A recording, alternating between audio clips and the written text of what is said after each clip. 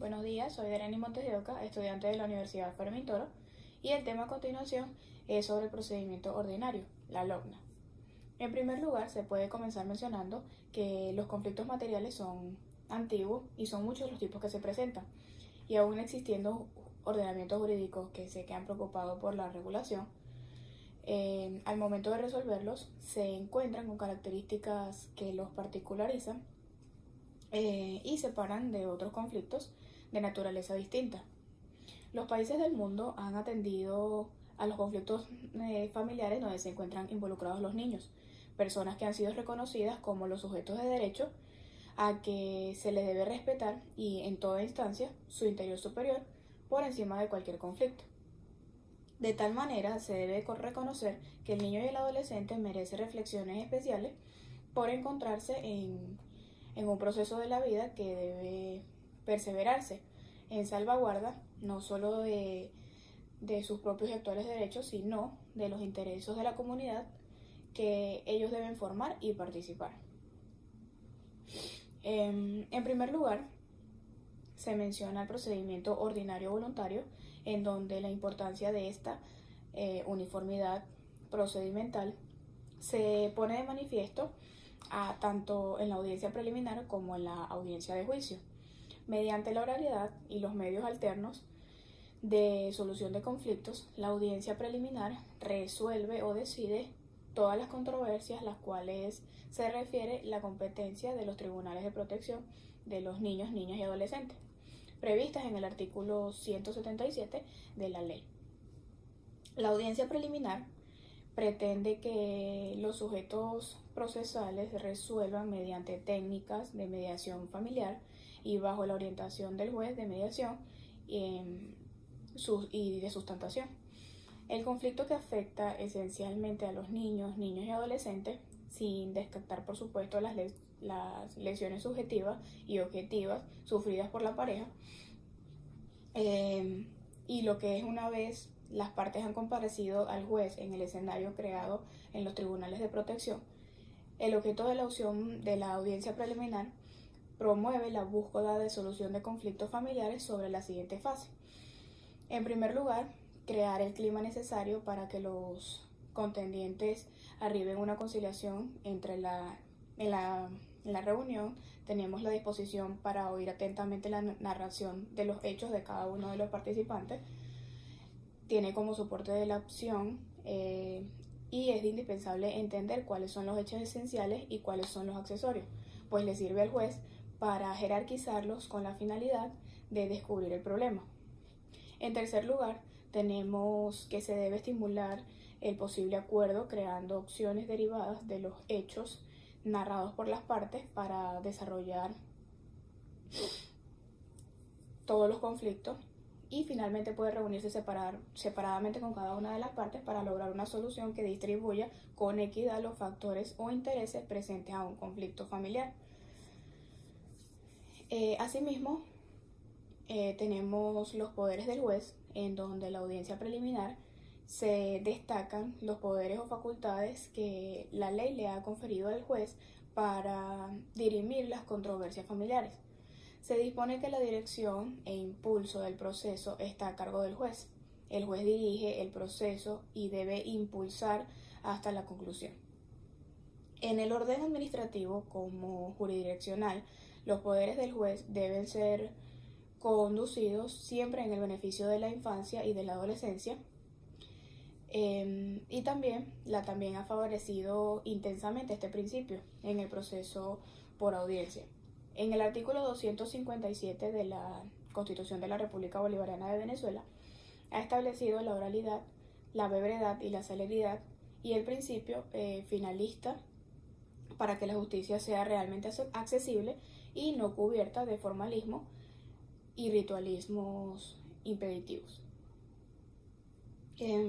La admisión de la demanda.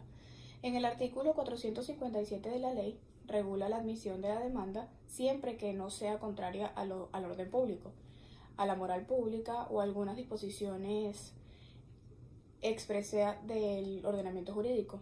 Una vez que ha sido admitida la demanda del juez, ejercerá el despacho saneador. Si fuera el caso, ordenando la corrección mediante automotivado, indicando el paso para ello, que el mismo caso excederá de los 5 días si lo dispone, según el artículo 457 de la ley. En lo que es el despacho saneador, podemos mencionar lo que son las fases procedimentales, en donde la audiencia preliminar está prevista en el artículo 454 de la Ley Orgánica de la Protección del Niño y Adolescente, que es la LOGNA, en donde la norma establece que el procedimiento ordinario se desarrolla en 2 audiencias, la audiencia preliminar y la audiencia de juicio. La audiencia preliminar se desarrolla en 2 fases, la de sustentación y la de mediación.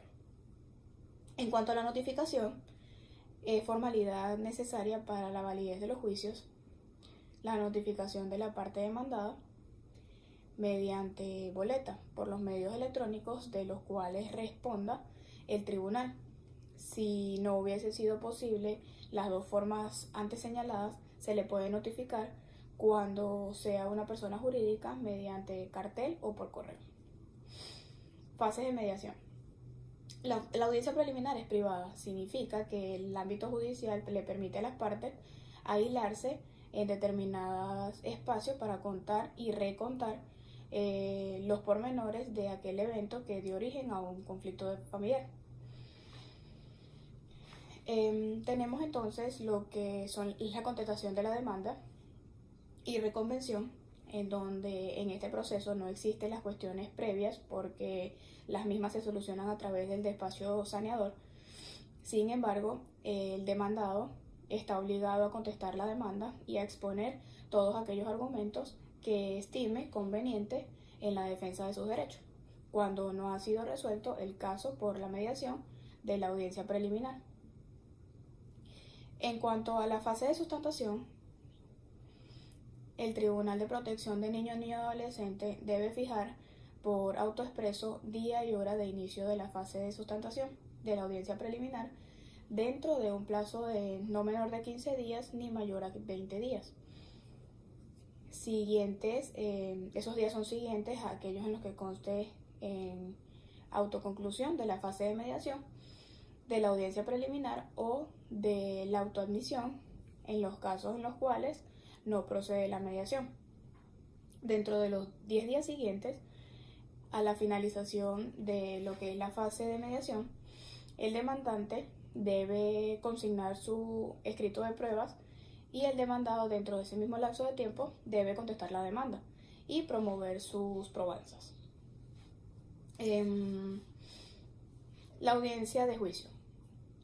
Recibido el expediente del tribunal, quedará por autoexpreso la hora y día para asegurar la audiencia, en un lapso no mayor de 20 días. El día señalado tendrá lugar la audiencia de juicio previo anuncio a la misma. Las partes deben exponer oralmente sus alegatos contenidos en la demanda y su contestación. No se permitirá nuevos alegatos y en la audiencia se evacúan los testigos. No se permitirá tampoco a las partes la presentación o la lectura de escritos. Dentro de los 5 días al pronunciamiento oral de la sentencia, el juez debe reproducir el fallo completo, dejando constancia del secretario de lo que es el día y la hora de la consignación. La sentencia será redactada sin narrativa, sin transcripción, sin acta de documentos en la que conste el expediente. Por último, contra esta decisión se puede proponer apelación libremente en forma escrita ante el juzgado de juicio, dentro de los 5 días siguientes a la publicación de la sentencia. En las audiencias de juicio, de apelación, ante lo que es la sala de casación del Tribunal Supremo de Justicia, y en la ejecución, las partes se consideran juramentadas para contestar al juez las preguntas que éste formula y las respuestas de aquellas se tendrán como una confesión sobre los asuntos que se interrogue, en el entendido de que se responda directamente al juez. Esta ha sido toda mi exposición. Gracias.